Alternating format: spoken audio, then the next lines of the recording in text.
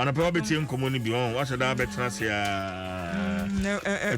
eti ehu hia kumia semi a wo kan sei no wa hwe ye dru ba bi a wo betete nsam ne sana wo no a wo de ne se ye adwuma no na enya nsinsanso e wo so imade sei ana ka se ya hyeda atwie ni omo etoda na wo kọ omo field ho no mo na wo hwe doctors no ene nurses no omo behavior sani ebeye a omo wo ho no betumi ni omo atenenti no wa hwe ya wo be ka se niema bi ya se eti ade bia wo ye da bia nieba especially this year especially CJ this year I don't know near akoso this year ebetumi won say me ka say omo mra adwuma mu ha no won say me say omo mra adwuma mu ha so omo ama adwuma mu enye adaba yi maba e ka say ni say adwuma mu ha say omo si ha won say dan hwe obia ne ye omo ye ni ayeye say adwuma we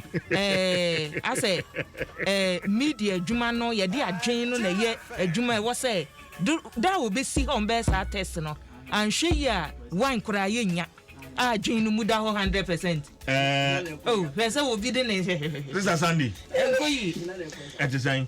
No pay was a menu and penny for there was some video be a call viral. Promise na do way. Say me bano. Me so me pay my sister. Whenever na come here. Because who say toda? I told her to me ya be ya na say I dey da ma careful. Ya si moja. Obi ala ni asi moja de. Ya me we mo. Ya me we because feeling my sister. Ya money. Sandra yi. What the offer? Ya ka se gbo adwuma mu ha. Ubaba hwe ya ba kokranka. Efie ha. Me dogre. E ka se me mo ba. Money bana me say me ba chia mu a. E che se wo kura de wo wasam da nchen. Ye ka se ye komu a. Wa mu etumi tina se na ete ho hwe ba bi fa ko a be no hiridu. Yenkiki ho. Wa mu so che se wo timi ya hye bi utimi sa akwe se me ben. Bi wa Sandra sorry ko. Akwa enti paper no ba ko bi fatwi mai na fei. Yankwe ni mo kada fo no aba. CJ. Yankwe ni. The one krata yi ne ye de betwi mu no. Mame mfa mienu pe na me sorry. Ne edi kan eye enra mampani na Adonkwanta Akufuado. Oti region Adonkwanta cassava and yam factory. Ya wakwako bia no ewo ho. Say yesi ye benya cassava chips. Cassava and yam chips. Baby mo crash asie. Se ukon supermarket akese na wo Ghana ha na. Wo da ye bi omo fridge no hwe. Yam chips. Ene ye freezy. Eti wo de ani sa wo didru fia sa wo pesa wo chi na ye no te se bayira ya chi a. Ya ye bibia ma wo de gu ma chi. O ne wa yiye. Ona wo yiye. Ana so me madanu krase ni minim da. Na o hina ye obon ha ne ko fifa ni.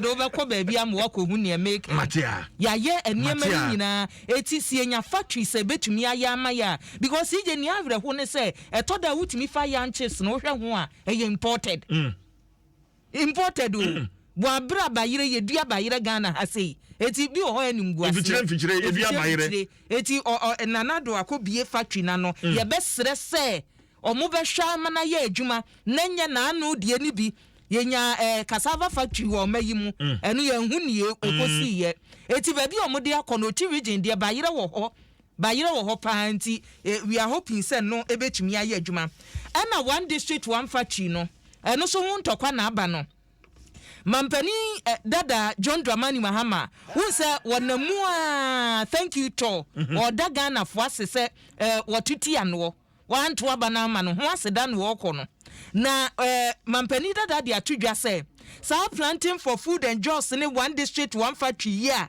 enne ya ban de gine ho secheremena no enkanka planting for food and jobs no waso ono no wo hyase afa ya ban yi ba ya no asese din no wasese din no se media asa mo TV wen wo TV wen he na mpani sa mo TV wen na tio wase Canada ban ene hwehu se o my Ghana sani ebribia o muka se economy no backbone eya Greek eti o mu ye ya no mbisa se Ghana de na muhia hu sekuayo mu kompa ana mpanimfo se o ye hia sika ye betumi dia so akuafo asen etu o se din aneda so eye PFG PFG rather no o se nano for free MPP for ba ya wo mo se asesa din no planting for food and jobs na o ma wia ni project and o ma wia ni project so agric minister so na mu a o ma reply then they say papa emfidie na ba ye na no anya planting for food and jobs eti ena unya daily guide sa asem no ebi egbomu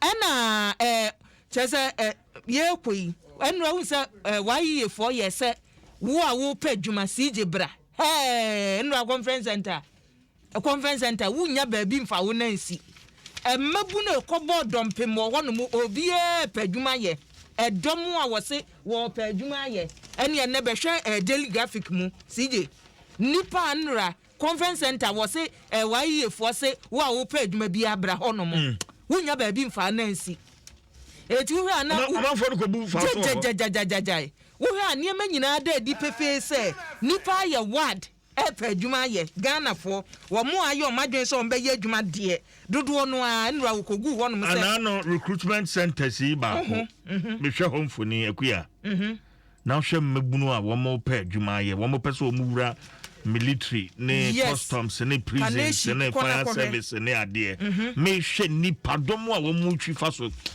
na enya asem ketwa ana empanimfo a wonumu National Road Safety Commission ana prosifo wo mo so mo be ka bom CJ na animanimu ya baby aye speed runs bodamfo amrama ho kwa nyino be yi afiri ho eno kora da o mache enso mo so mo be hwe na o ma ye ho adwuma ana deputy minister your war education mo so say wo mo ne na mo kana food shortage schools mu food shortage no was aduane bia short ye baby omo ko ye nyina no aduane wo ho nti omo a ebo mu sire mu se pa na asem kitabo no was wo ntwa so na aduane abuso bebre ebia bo atwa ya Adom sije me fancy ha me kwa yi but no kra no be fufuo na akokwa achi no ansa no akwa yi no me de aye de me say aye wo be di fufuo a ye di na no pa tututututu kemo 5 no adi awie enti ade chia na saa bre di animu tete ni ye yi a ye ni fufuo enamia me nua be ma Thomas Fosi Junior one of the editors and or daily guide na me ne wo parliament Tommy Afimu eti nene 1 week no Thomas Fosi Junior wo say ye ko jam no say twani kese ba ko pa ya che say ne pen anoka enti ya me nyina ye ho ya ko akwa ma me no ase akwa ba twa ya Adom no de bonka tana poso